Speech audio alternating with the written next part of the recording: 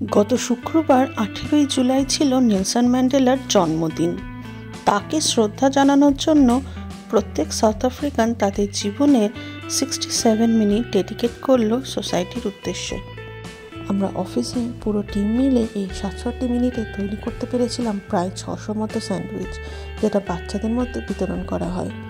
এদিকে সব্যসাচী যেখানে কাজ করে, মানে আমরা যেখানে থাকি অবজারভেটরি, সেখানেও প্রায় একই রকমই জিনিস প্ল্যান করা হয়েছিল।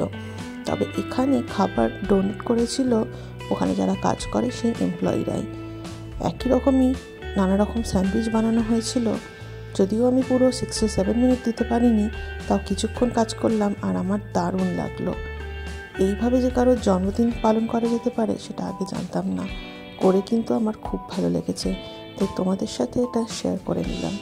এই ছিল আজকের মিনি ব্লগ। আজকের মতো বাই।